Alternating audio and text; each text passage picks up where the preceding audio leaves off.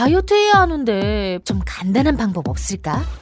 1522-6648 1522-6648 혹은 비타샵을 검색해주세요. 야, 이 부장! 네가 부장이면 땅이야? 뭐? 저 인간 저건데 쟤 오늘도 술술 풀리고 안 먹고 회수 갔냐? 내일도 신체 상태로 출근하겠구만. 아유. 고려 생활건강 술술 풀리고 음주전 한포가 당신을 지켜드립니다. 특허받은 천연 유래 성분 숙취 해소제 술술 풀리고를 은하계 최저가로 딴지마켓에서 만나보세요. 한글도 남보다 빨리 깨치고 참 똑똑했는데 갈수록 실력이 뒤처지는 것 같아 걱정이에요. 혹시 초등학교 교과서 본 적 있어요? 어려운 어휘가 너무 많아요. 학교에서는 어휘 개념을 하나하나 설명해 줄 시간이 정말 부족하잖아요. 그럼 어떡하죠? 내 아이의 어휘만큼은 내가 책임져야죠. 어휘 공부의 정석. 초등어휘 3천, 초등어휘 5천. 검색창에 초등어휘 3천을 쳐보세요. 자려고 누웠는데 저스툰 지루한 지하철에 저스툰 자려고 누웠는데 지루한 지하철에 클래스가 다른 재미 저스툰 클래스가 다른 재미 저스툰 웹툰 웹소설은 저스툰 클래스가 다른 재미 저스툰.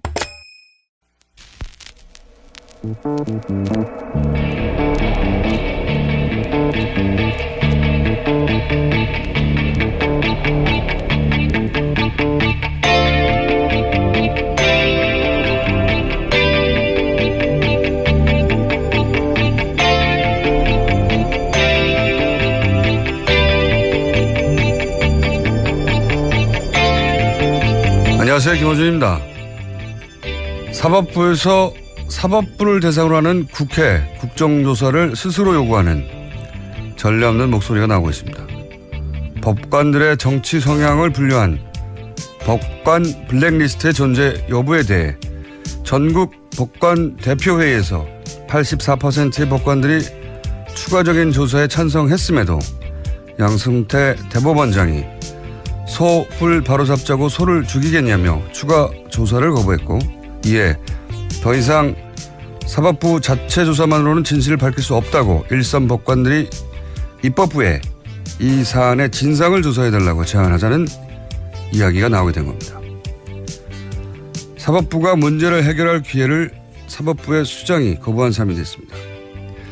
이 사태를 지켜보며 그런 생각을 하게 됩니다. 헌법이 보장한 사법부의 독립을 사법부가 법관 블랙리스트로 무너뜨린 이유가 무엇일까? 자체 필요해야 하는 것인가, 아니면 외부의 요청인가? 사법부는 과연 헌법이 보장한 만큼 스스로 독립적인가? 이 질문에 대한 명쾌한 답을 사법부가 내놓아야 할 때가 된 것 같습니다. 모든 생각이었습니다.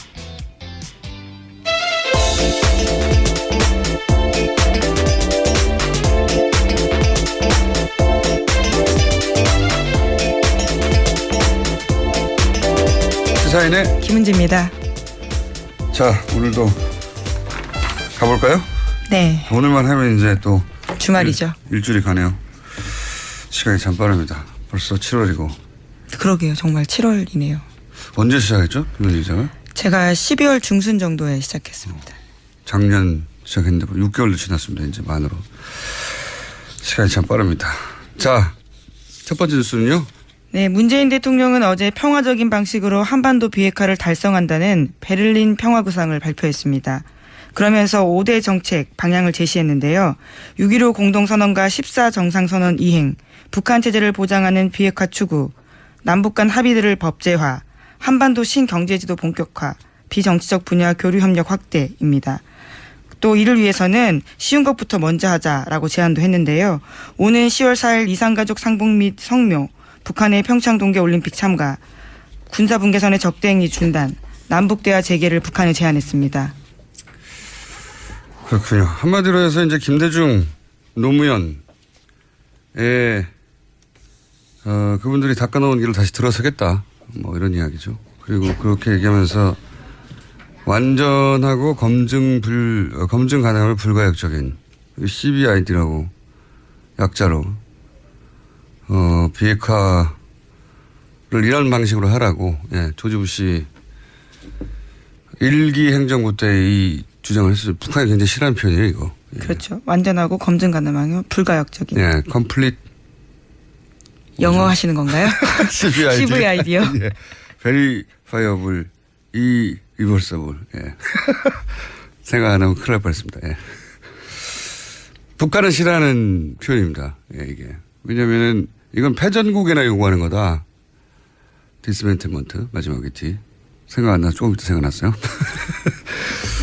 자, 근데 우리 대통령들이 왜 이렇게 꼭 베를린 가서 대북 선언을 하는 이유가 있어요. 이제 김대중 대통령 때 베를린 자유대학 가가지고 베를린 선언을 했는데 그게 굉장히 큰 반향을 불러일으켰거든요. 사실 그러고 나서 이제 노벨 평화상으로도 이어지고 남북 정상회담.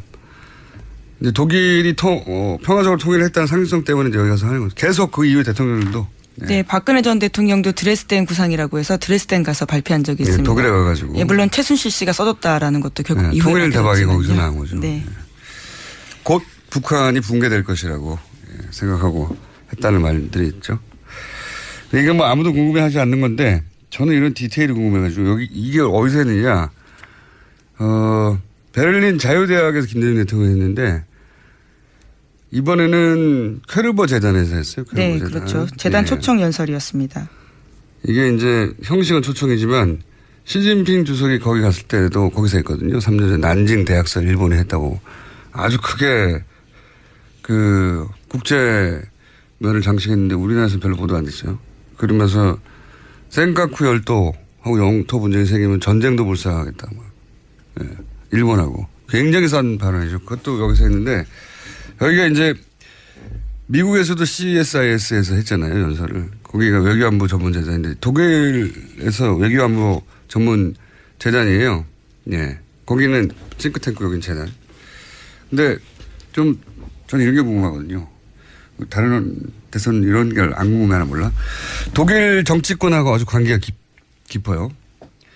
이 정치인들이 그 위원으로도 참석하고 그리고 어떤 행사는 대통령이 직접 주관하고 굉장히 관계가 깊은데 그래서 이제 시진핑도 문재인 대통령도 여기서 연설을 하고 메르켈 총리가 중국에 갔을 때도 이 재단이 주관하는 자리에서 연설도 했던 정치권과 아주 관계가 깊은데 재밌는 게 이 재단 소유주가 캐르브 에이지라고 사기업이에요. 사기업.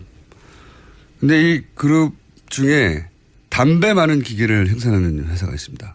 이름은 제가 까먹었는데. 근데 WTO에서 이런 건강 관련 정책을 내는 재단을 담배 많은 회사가 소유하고 있다는 게 말이 되느냐 이렇게 문제 제기를 한 적이 있어요. 재밌죠? 예. 중요하진 않은데 아무도 궁금해하지 않는 것 같은데 저는 이런 디테일의 재미를 느껴서 잠깐 짚어봤습니다. 자, 다음 뉴스는요? 네, 어제 한중 정상의 첫 대면도 있었습니다. 예정 시간이 40분을 훌쩍 넘겨서 1시간 10분 가까이 이어졌는데요. 시진핑 주석은 문재인 대통령의 자서전을 인용하면서 이야기를 꺼냈습니다. 중국 명언을 인용해서 중국 국민에게 문재인 대통령이 낯설지 않다라는 건데요. 장강의 뒷물결이 앞물결을 밀어낸다라는 명언이 문재인 대통령 자서전에 쓰여 있다라고 합니다. 이에 대해서 문재인 대통령도 화답을 했는데 중국 국영기업 상하이 셀비지가 세월호 인용하는 데 도움을 줬다라면서 시 주석도 직접 독려해 준 것으로 안다고 감사하다고 인사했습니다. 서로 뭐 덕담하는 거죠. 예.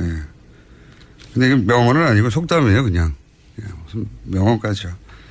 옛날 게 물이 흐르면 옛날 게 지나가고 지나가고 뒷물이 오잖아요. 그런 얘기고. 예, 참여정부 당시에 이제 그때 상황을 빗대면서 문재인 대통령이 자신의 자서전에 쓰여있던 내용입니다. 이 다음 문구가 진짜 유명하죠. 화모 11홍. 예. 이 문장 다음에 화모 11홍이거든요. 그냥 속담입니다. 명언까지요. 서로 아이스 브레이킹을 이렇게 했다는 거고요. 그래서 주고받은 이야기는요. 예, 두 정상은 사드를 회담의 의제 테이블에 올려놓으면서도 사드를 직접 언급하는 것은 피했습니다. 청와대 고위 관계자에 따르면 사드 문제를 논의한 건 맞지만 사드라는 표현을 하지 않고 양국 간 이견이 있는 부분이라고 표현하기로 합의했다고 합니다. 또 문재인 대통령은 사드가 북핵 미사일 도발로 인해서 배치된 것이니 북핵과 미사일 문제의 해법을 찾아내면 사드 문제도 해결되는 것 아니냐라는 논리를 들이댔다라고 합니다. 또 특히 환경 영향 평가를 통해서 정말로 들이댔대요? 설득했다라고 합니다. 네. 네. 이런 논리를 구성하고 갔군요. 그러니까 북핵 때문에 이렇게 된 거니까 북핵을 같이 해결해서 사드도 풀자. 예, 논리 구성을 그렇게. 이게 뭐 쉽게 먹히진 않겠죠. 예, 사드가 북핵 때문이냐. 실제로는 그게 아니지 않냐. 전략적인 이 동북아에서 미국이 중국을 견제하기 위한 전략 수단 아니냐. 뭐 이런 얘기를 당연히 그쪽에서는 하겠죠. 어쨌든 우리 논리 구성, 그 말이 맞다 하더라도 우리 논리 구성은 이렇게 했다. 이런 얘기구나. 네요. 예. 네, 또 시간을 벌자라는 식의 이야기도 한 건데요. 환경 영향 평가를 통해서 사드 배치의 절차적 정당성을 확보하는 동시에 그 시간 동안 북핵 미사일 문제 해법을 찾아내자라는 논리를 제시했다고 합니다. 미국에는 절차적 정당성이 필요하지 않느냐, 민주적 정부에서는 이런 얘기를 했고, 그러면 자연스럽게 시간이 그 시간만큼 예, 저절로 확보되는 거니까 그 시간 동안 북핵 문제를 좀 해결해 보자. 이런 논리 구성으로 만났군요. 예. 이게 뭐 쉽게 끝날 이야기는 아니고 그렇게 이야기가 시작됐다고 합니다. 자, 다음 뉴스는요. 네, 앙겔라 메르켈 독일 총리와 문재인 대통령이 만나기도 했는데요. 메르켈 총리는 문재인 대통령에게 이런 질문했습니다. 국민의 41% 지지를 받고 당선됐는데 지지하지 않는 나머지 유권자는 어떻게 끌어안을 생각이냐라고 물었습니다. 그러자 문재인 대통령은 독일 사례를 들면서 국민 통합을 위해서는 여러 가지가 필요하다라는 이야기를 했는데요. 일종의 모범답안 이야기한 겁니다. 그러자 강경화 외교부 장관이 보충 답변 나섰습니다. 강 장관은 메르켈 총리님 제가 한 말씀 드려도 될까요? 라면서 발언 기회를 얻은 다음에요. 문재인 대통령은 41%의 지지를 받아 당선됐지만 취임 이후에는 국민적 지지율이 80%를 웃돌면서 사실상 국민 통합에 성과 내고 있다. 이렇게 대답했습니다. 재밌는 이야기입니다. 이걸 이제 도발적 질문으로 아마도 강 장관도 그리고 이걸 보도한 기자도 그래서 제목도 이제 도발적인 제목이 아니라 도발적인 질문을 했다고 표현했는데 저는 이게 도발적인 게 아니고 실제로 궁금한 거라고 봐요. 강경화 장관은 이제 41%인데 나머지는 어떻게 할래? 이런 도발로 보고 무슨 소리냐. 80%는 이미 통합됐어. 라고 이제 수행하는 장관으로서 대통령 자존심을 세워준 건데 저는 이건 통역 과정에서의 어떤 뉘앙스 때문에도 이런 일이 있었을 것 같아요. 저는 궁금함으로 보는 이유가 뭐냐면 메르켈 총리가 이끄는 기민당, 기사당 연합 지지율이 30%대예요. 항상. 예. 민주당은 50%대고. 메르켈 본인 지지도 40%대예요. 예. 좀 이렇게 떨어지면 30대 후반, 높아지면 40대 중후반.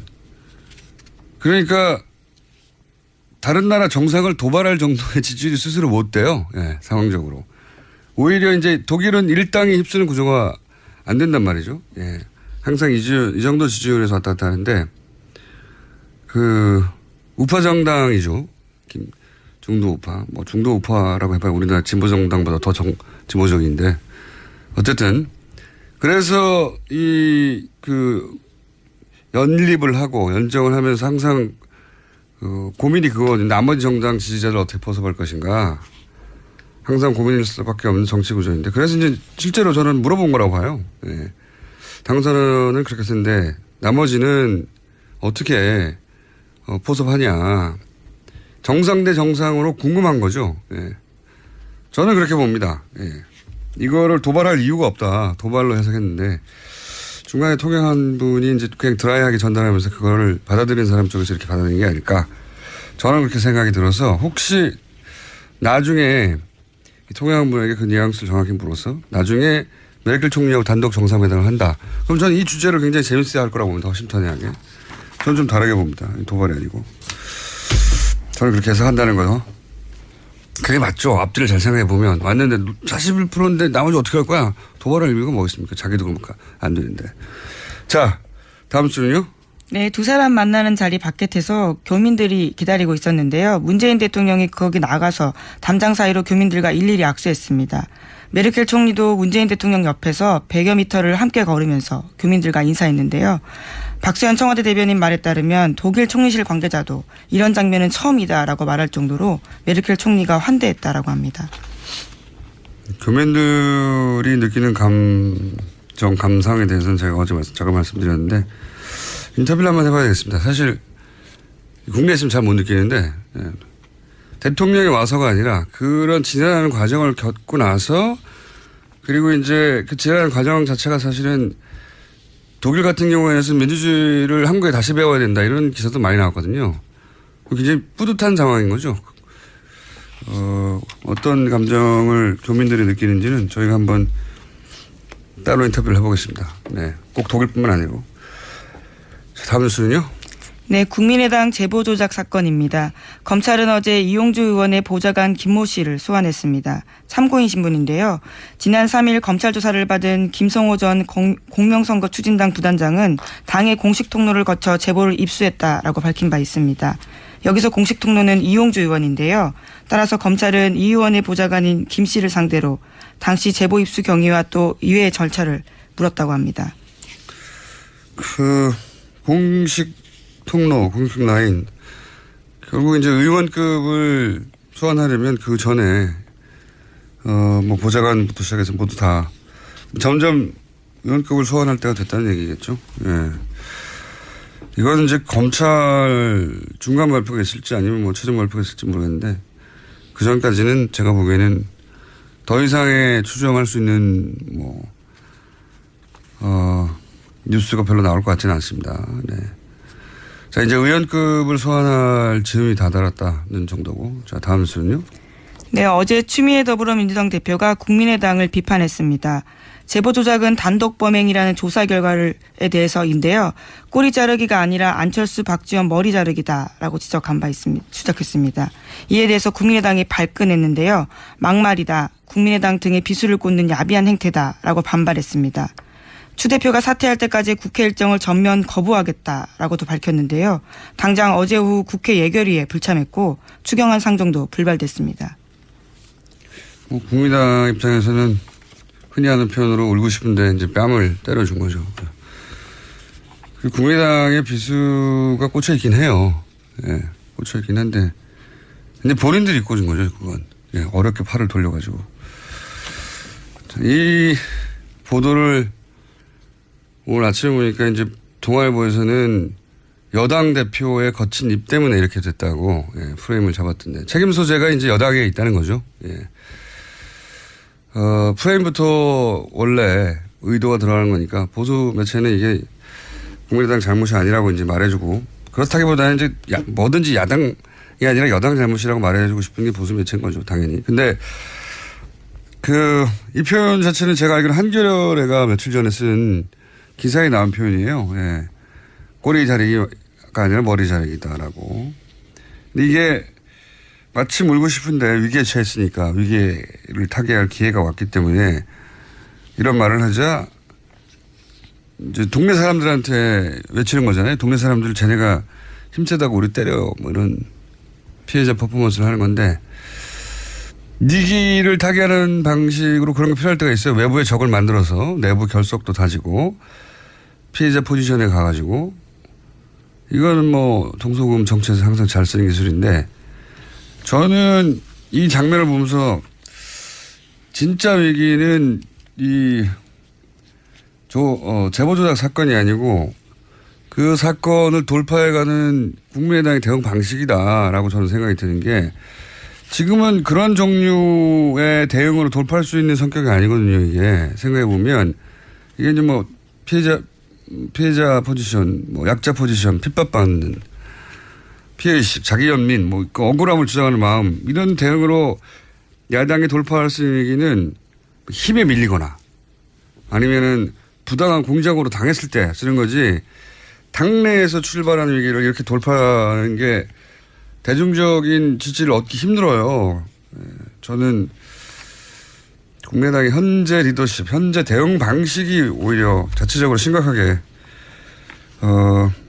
되돌아봐야 되는 대상이 되는 거다. 왜냐하면 이게 멘탈리티의 문제이기도 하거든요. 이 멘탈리티로 여론전이나 나중에 선거에서 이길 수 있을까. 이렇게 대응하면 안 될 것 같은데 계속 이 방식의 대응을 하고 있습니다. 자, 다음 뉴스는요. 네, 국정원 적폐청산 TF가 국정원 댓글 사건 당시 국정원 내부 데이터베이스를 분석하는 작업에 착수했다라고 어제 JTBC가 보도했습니다. 특히 18대 대선을 앞두고 있던 2012년 6월부터 12월까지 회의의 녹음과 녹취가 집중 분석 대상인데요. 당시 검찰은 국정원이 이미 제출한 자료만 받았습니다. 이 중에서는 원세훈 전 원장 녹취록은 2012년 5월분까지만 있었는데요. 2012년 5월 이전 녹취 중에서도 눈에 띄는 부분들이 있습니다. 정부 정책에 지지하지 않는 야당 인선은 밀어버려야 한다라는 뜻으로 해석되는 발언 등이 이미 법정에서 소개된 바가 있습니다. 근데 이거는 뭐 대선 6개월 전까지고, 예. 대선 6개월 이내에는 험악한 이야기들 오갔겠죠. 네, 공직선거법 위반 걸리지 않기 위해서 딱 그 기간만 빼고 준 것으로 보입니다. 제목 하나 정도 읽을 수 있을 것 같습니다. 예.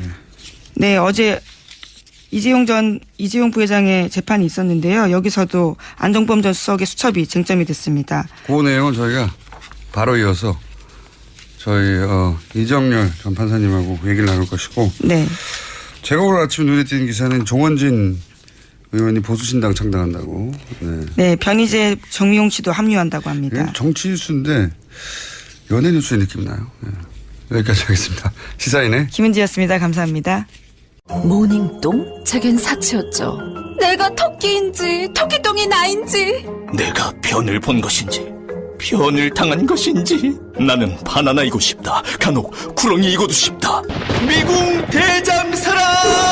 빅동의 추억 미궁 대장사랑이 찾아드립니다. 혈중 콜레스테롤 개선과 배변 활동에 도움을 주는 건강기능식품입니다. 검색창에 미궁 대장사랑. 미궁 장사랑 이름 바꿨어요. 프로바이오틱스 12종 추가. 미궁 대장사랑.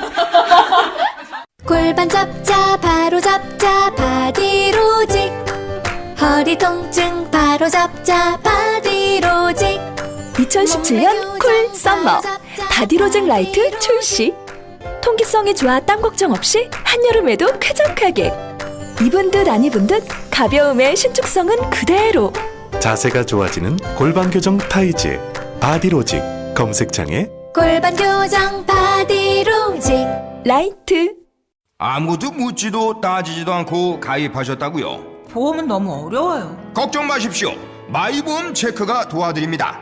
1800-7917 마이보험 체크로 지금 전화 주세요. 1800-7917. 이미 가입한 보험이나 신규 보험도 가장 좋은 조건을 체크해서 찾아드립니다. 인터넷 한글 주소 마이보험.com 또는 카카오톡에서 아이디 검색 마이보험을 친구 추가하여 상담하실 수 있습니다.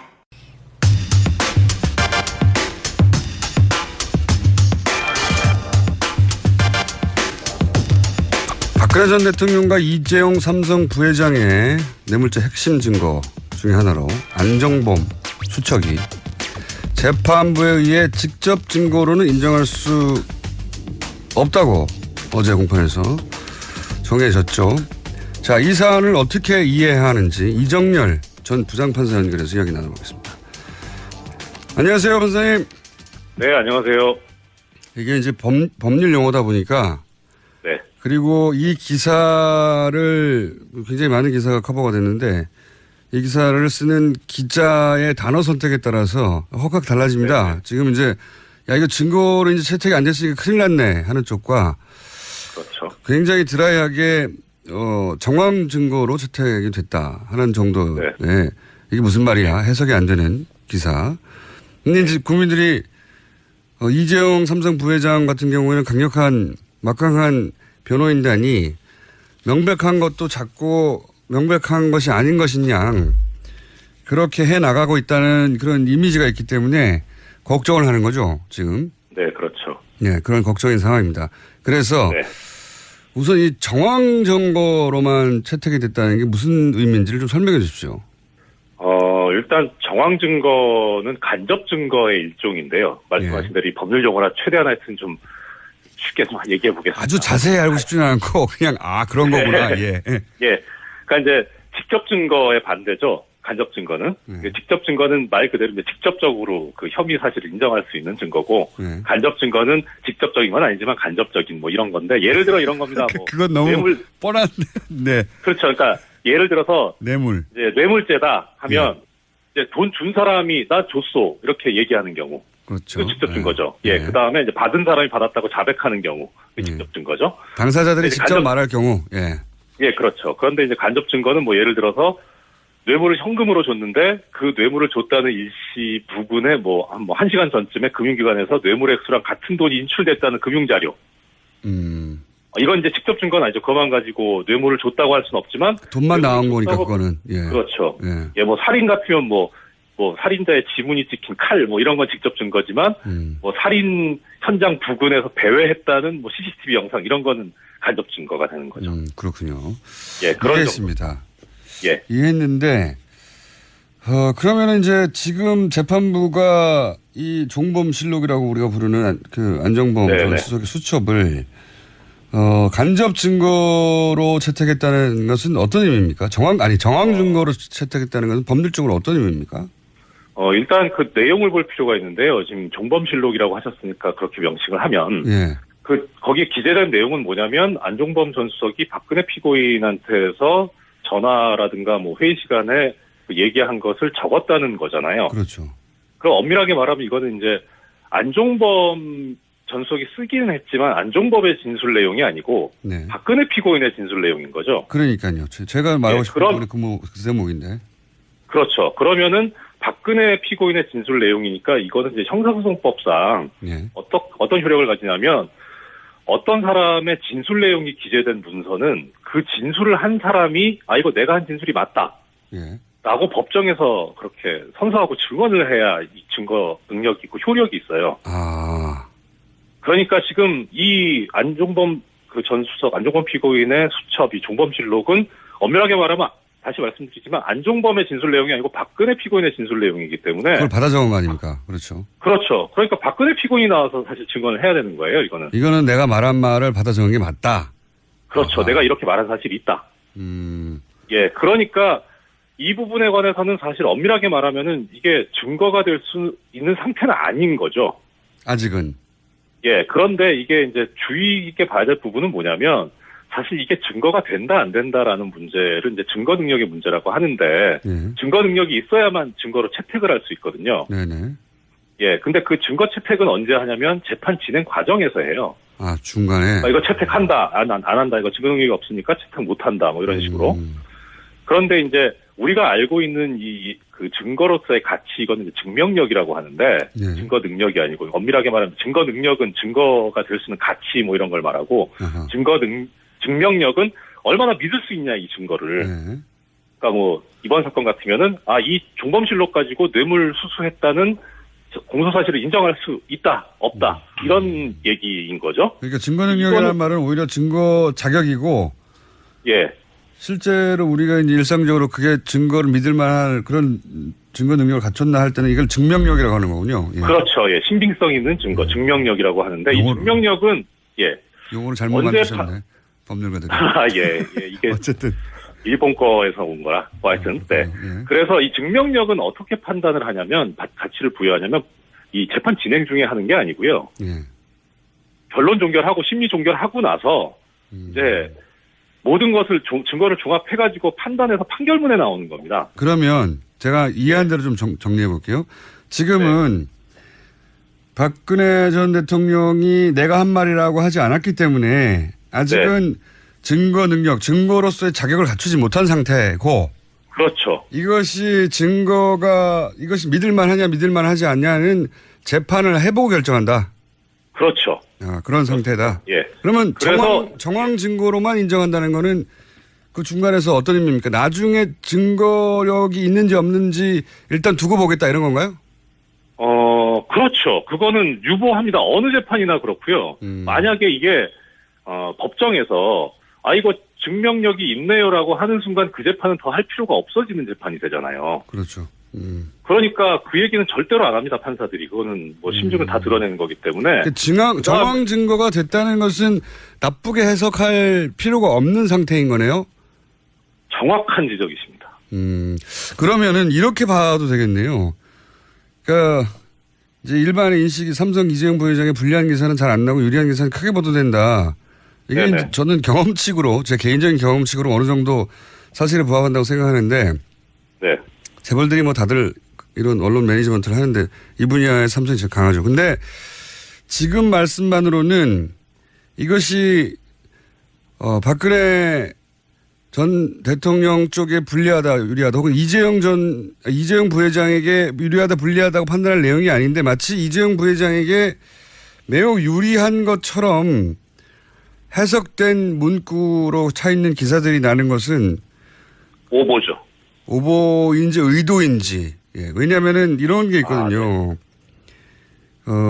지금은 이제 이재용 부회장 측에 유리한 것처럼 그것이 주류 해석인 것처럼 기사들 제목이 달리기도 하는데 이런 게 이제 하나의 여론도 만들어내거든요. 이재용 부회장이 설사 아주 나중에 낮은 처벌을 받더라도 사람들에게 그럴만했네라고 하는 이런 수긍을 미리 만들어내는 그런, 그렇죠. 그런 정교한 PR 작업 같은 게 있는 건데 그런 대목에 의심을 좀 해봐야 되는. 그럼 판사님이 말씀하실 내용은 아닌데, 예. 판사님 말씀으로는 이게 특검에게 불리한 기사가 아니라는 거죠, 한마디로. 불리하지도 않고 유리하지도 않은 거죠. 원래부터 이 종범실록 자체는 박근혜 피고인에 대한 재판에서는 의미가 있을 수 있어요. 이게 증거 능력이 부여됐다 안 됐다가. 근데 이재용 피고인에 대한 재판에서는 이게 이재용 피고인의 진술 내용을 기재한 문서가 아니거든요. 그렇죠. 그러니까 이거는 어차피 원칙적으로 그 증거 능력이 인정될 수 있는 범위가 이런 수첩이 존재한다라는 증거물로서의 가치하고 그다음에 이게 작성된 경위가 박근혜 피고인이 얘기한 것을 안종범 피고인이 기재했다더라. 이 정도가 끝이에요, 사실은. 이거는 언론을 탓해야 되는 내용이네요. 왜냐하면 이제 기본적으로 우려가 있습니다. 실제 어떤 우려가 있냐면 워낙 삼성이 이런 이제 법망을 잘 피해 왔고 여태까지 그리고 삼성의 PR 능력이 굉장히 대단하기 때문에 재판이 삼성 이재용 부회장에게 유리하게 흘러간다는 뉘앙스의 기사는 최근에 있고 불리하게 간다는 기사는 없다 보니까 이게 진짜 유리하게 가서 이런 기사가 나오는 건지 아니면 유리하게 흘러간다고 여론을 만들어내려고 하는 건지 좀 헷갈렸거든요. 예. 그런데 뭐 법적으로만 보자면 유리하지도 않고 불리하지도 않고요. 뭐 또 하나 예를 들어드리자면 왜 그 말 해지 계약 해지했다고 그 합의서 있잖아요. 네, 제가 항상 말이 안 된다고 몇 번 주장했는데.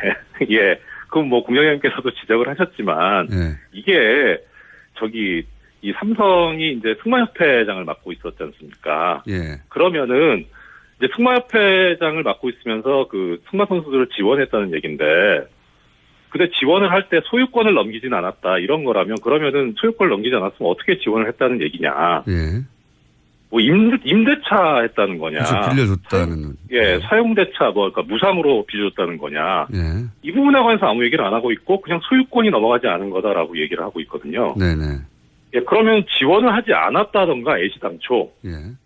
예, 그런데 그렇게 해석하기는 무리고, 그러니까 지원을 했는데 임차하는 방식으로 지원을 할 수 있으니까. 그렇죠. 그거는 해지를 했다는 그런 확인서 가지고는 이게 뇌물이 아니다라고 얘기할 수는 그 반증이 될 수는 없거든요. 그렇군요. 예, 근데 그렇게 얘기를 하니까 참.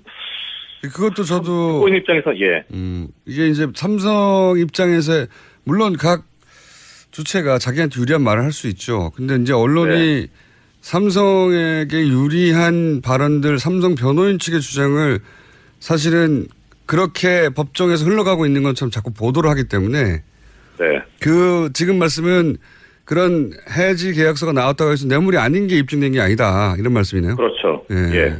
이게 외람된 말씀이지만 언론에서 모르고 하는 거든가 그냥 받아쓰기만 하는 거든가 아니면 그야말로 공장장님께서 이제 그 추측하시는 대로 뭐 어떤 그런 여론을 만들려고 하는 건가 하여튼 정확한 보도가 아닌 거는 명백합니다.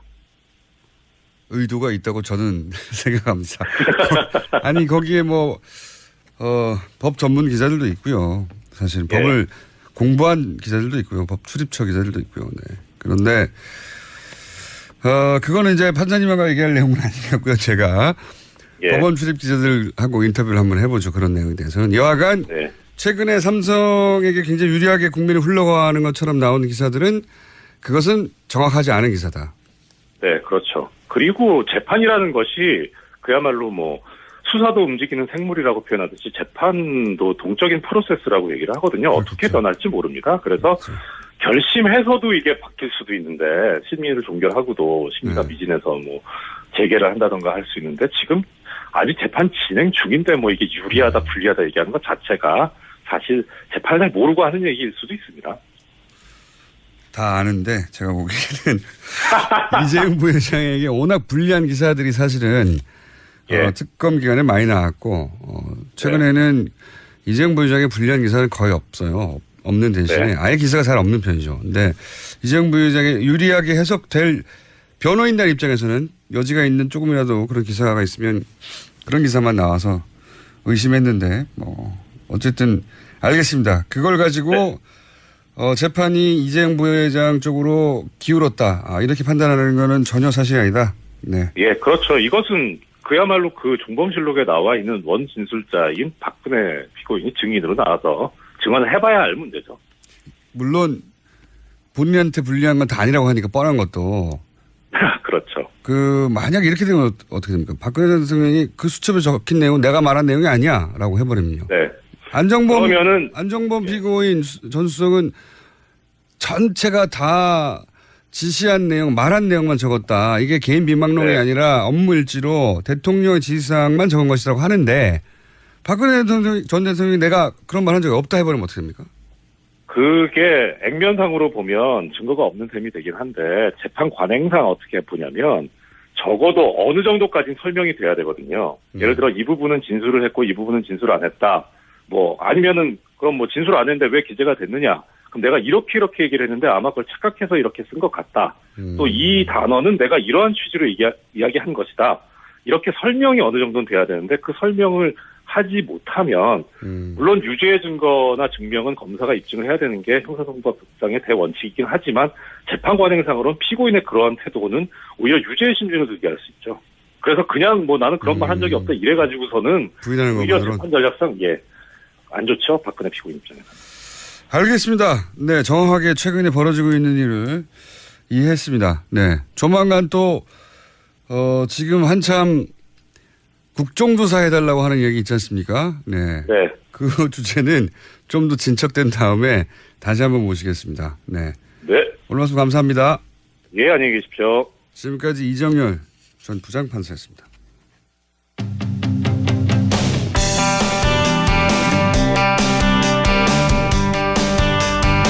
자, 어제 문재인 대통령이 신베를린 구상이라는 걸 내놨습니다. 이게 어떤 의미가 있는지 전문가 한번 짚어보겠습니다. 인제대 통일학부 진희관 교수님 연결됐습니다.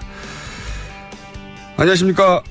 네, 안녕하세요. 진희관입니다. 예, 워낙 우리 전직 대통령 포함해서 독일 구상들이 많이 나와가지고요. 예. 네네. 우선 총평을 간단히 해주시면요.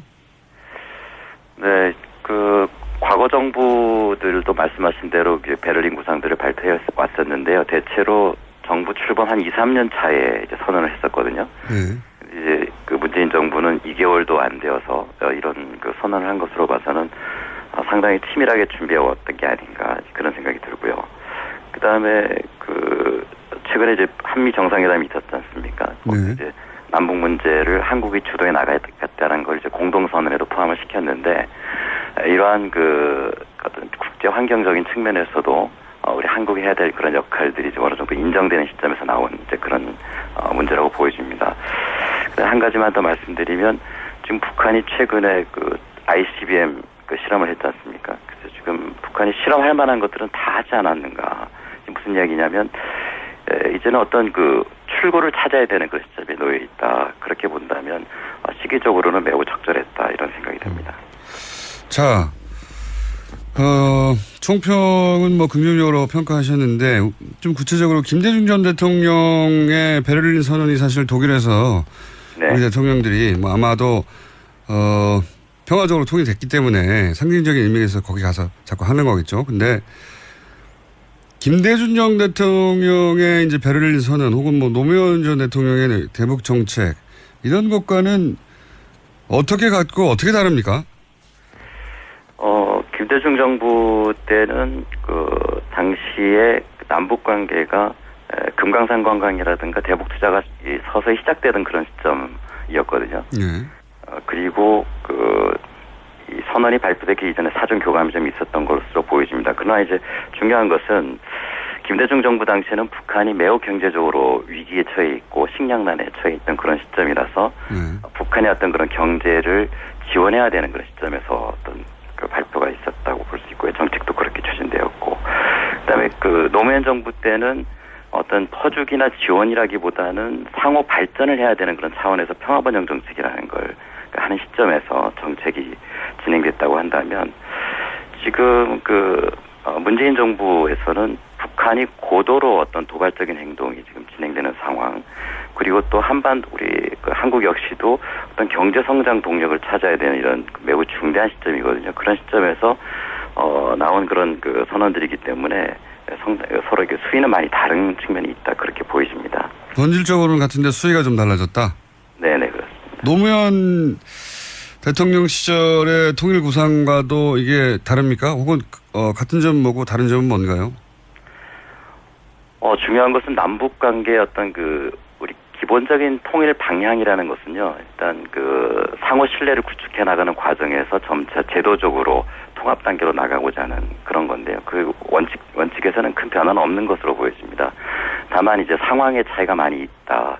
그래서 지금은 북한이 고도로 좀 위기 상황을 지금 만들고 있는 그런 배경 속에서 어떻게 이것을 풀어나가느냐 하는 그런 상황의 어떤 변화가 있는 것이고요. 본질적인 측면에서는 매우 유사한 측면이 많다, 그렇게 생각이 됩니다.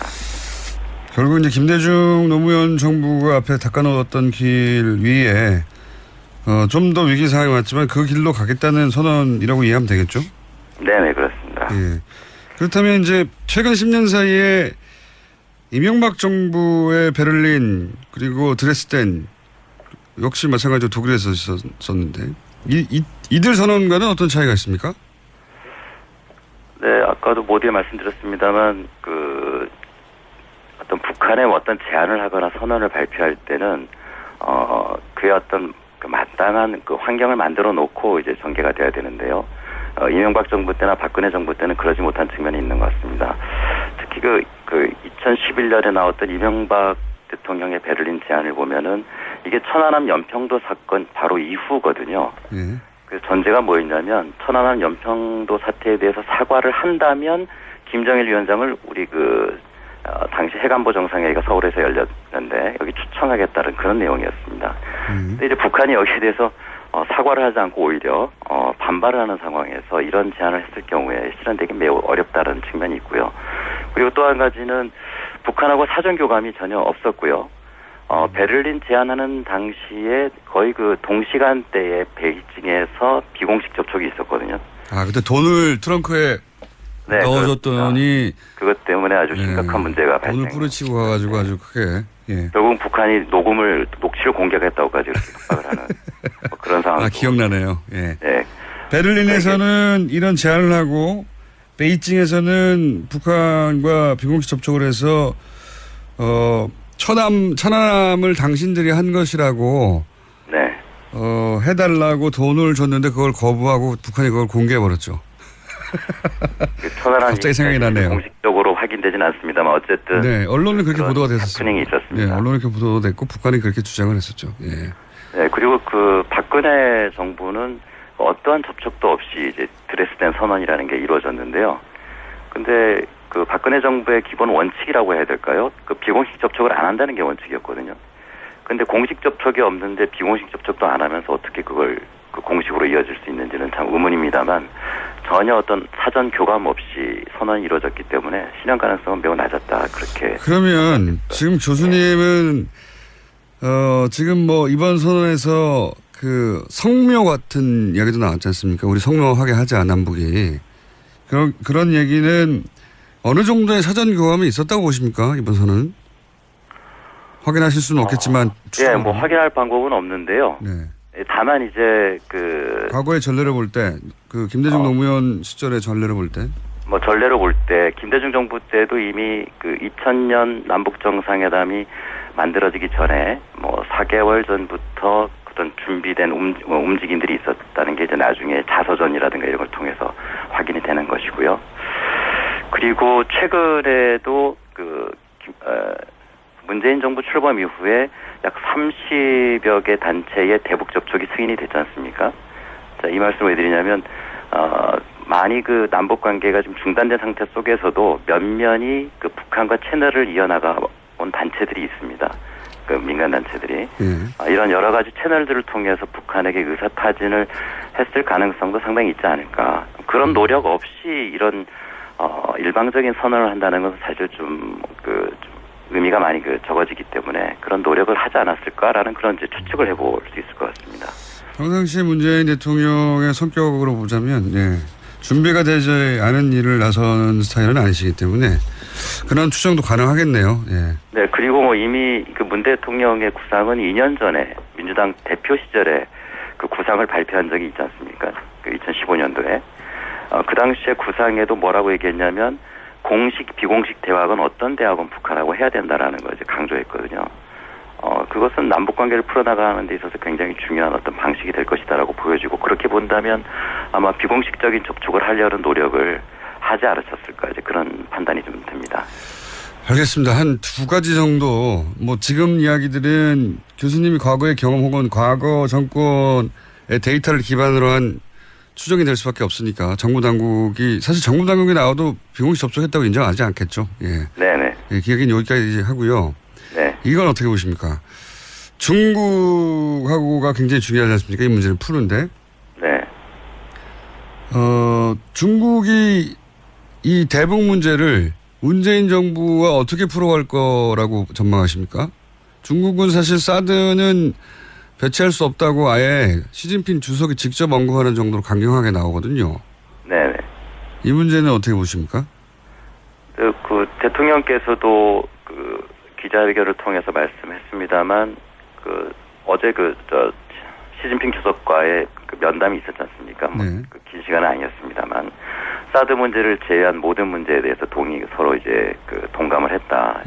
사드만 제외하고 사드 문제를 제외하고는 전부 공감했다는 얘기인데요. 사드 문제는 남북 문제의 어떤 장애물은 분명히 아니다 이렇게 생각이 되고요. 그리고 어쨌든 한반도에서 남북 관계가 개선이 되면 될수록 미국의 영향력은 어떤 물리적인 영향력은 감소할 수밖에 없지 않겠습니까? 그렇게 본다면 중국에서는 남북관계 개선이 어떤 반대해야 되거나 그럴 입장은 아니다. 그렇게 생각이 됩니다. 사드는 본질적으로는 중미 문제죠. 중국과 미국의 알력 문제인데 우리가 그래서 중국도 한국이 니네가 왜 이 문제에 끼어드냐 사드로 이렇게 인식하는 걸로 저도 알고 있는데 한 가지만 더 여쭤보겠습니다. 전반적으로는 총평만 듣는 시간이기 때문에 러시아가 왜 이걸 중거리 탄도미사일이라고 하죠? 미국은 탄도미사일이라고 이제 사실상 규정을 했는데 러시아는 왜 이걸 북한의 ICBM이 아니라 중거리 미사일이라고 네. 러시아가 기술력이 떨어지진 않지 않습니까? 이런 걸 탐지하는데 왜 그랬을까요? 글쎄요, 저도 군사적인 측면에서 얘기하기는 참 어려운 측면이 있는데요. 네. 외교적인 측면에서 혹은 전략적인 측면에서. 예, 지금 사실 중거리냐 ICBM이냐가 꼭 중요한지는 모르겠습니다. 왜냐하면 북한은 이번에 ICBM이라고 주장하고 있고요. 고도가 2,800km 넘었다고 얘기를 하고 있는데 지난 5월 달에 발사한 화성 12형이 이미 고도가 2,000km가 넘었지 않습니까? 그리고 지난 3월 18일 날 실험한 백두산 계열의 로켓 엔진 이걸 가지고 북한은 3.18 혁명이라고 얘기를 했는데 그 이야기는 뭐냐면 이제 ICBM 발사체가 완성됐다라는 그런 의미였거든요. 그러니까 이게 지금 서로 ICBM이 좀 뭉쳐도 곧 도달할 거기 때문에 중거리냐 ICBM이냐 구분하는 건 큰 의미가 없다 이렇게 생각하시는 겁니까? 네네 그렇죠. 이번에 화성 14형 같은 경우에는 5월 달의 발사체보다도 2단계가 훨씬 더 길어졌거든요. 그 이야기는 지난 5월 달 발사체가 이미 6,000km 내외를 비행할 수 있다라고 그렇게 판단이 되고 있다면 이번 발사체는 훨씬 멀리 갈 것이다. 그렇게 본다면 이건 ICBM으로 봐야 되지 않느냐. 그렇게 보여지는데요. 러시아의 의도는 참 좀 의문입니다. 알겠습니다. 오늘 말씀 여기까지 듣고요. 네. 이 문제는 여러 전문가 동시에 모시고 저희가 자리를 따라 한번 마련하겠습니다. 오늘 말씀 감사합니다. 네, 감사합니다. 인제대 통일학부 진희관 교수였습니다. 3부에서 뵙겠습니다. 김호준입니다.